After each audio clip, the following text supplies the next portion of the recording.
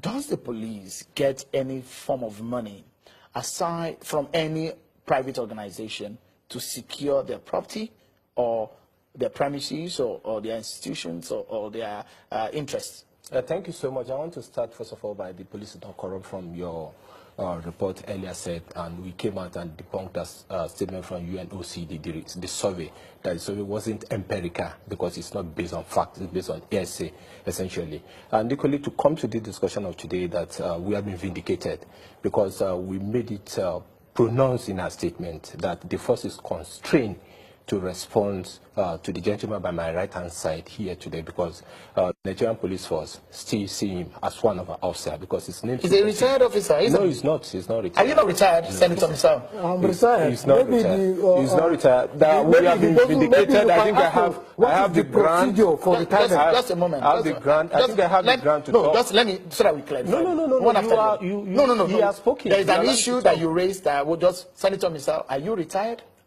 I retired December 2010. You have your evidence of retirement? I have it here. Were you properly retired by the police? And let me even... Just a moment. Were you properly retired by the police? If you bring up the document, let me allow him to continue. He said he's properly retired. He didn't. He deserted the Nigerian police force on the 24th of September 2010 when he was deployed to Niger State Police Command.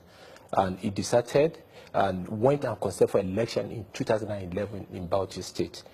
Senatorial election, the records are there, and subsequently came up with a retirement letter dated 2014.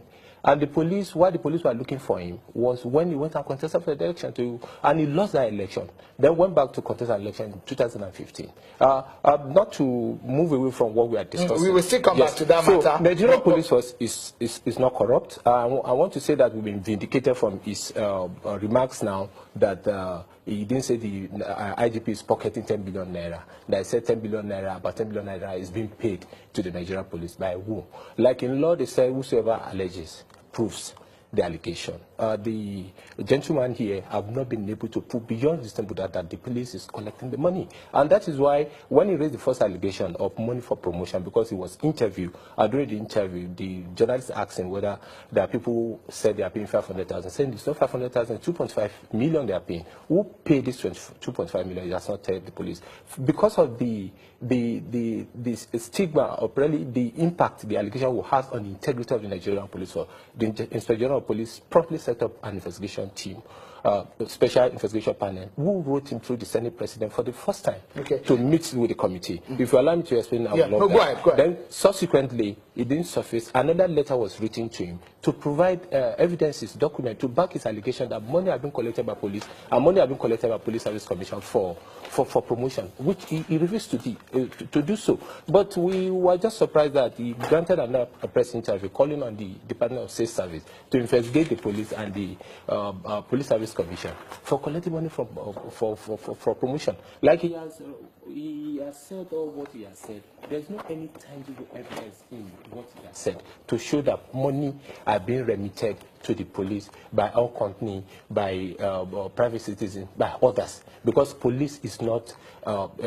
an agency of government that generates revenue. So the issue of IGR, internally generated revenue, being diverted to the police is null and void, is zero. So we don't want him to use his whatever is occupying now to cast aspersion on the integrity of the Nigerian police force. We take exception to that, on the person of the Inspector General of Police, because the Inspector General of Police, when he came on board, he has introduced a lot of internal mechanisms to check corruption within the system, and it's working for us. And the issue of promotion is essentially the issue within the force, and there are equally enough mechanisms to check excesses. So for him to now begin to say that he retired from the police, he didn't retire. And today he has been declared a deserter by the Nigerian police force, and which necessary action will be taken in that regard. All right, I want us to take it because what we try so much to do is to break down these issues for the millions of people who are watching, to be able to get a sense of what we're talking about, so we don't lump up the issues all together. So we take it one after the other. I would like us to put a closure to a particular matter. Then we'll now move to another one. Now, let's go to when you retired. When you said you retired from the police force. First and foremost, when did you retire?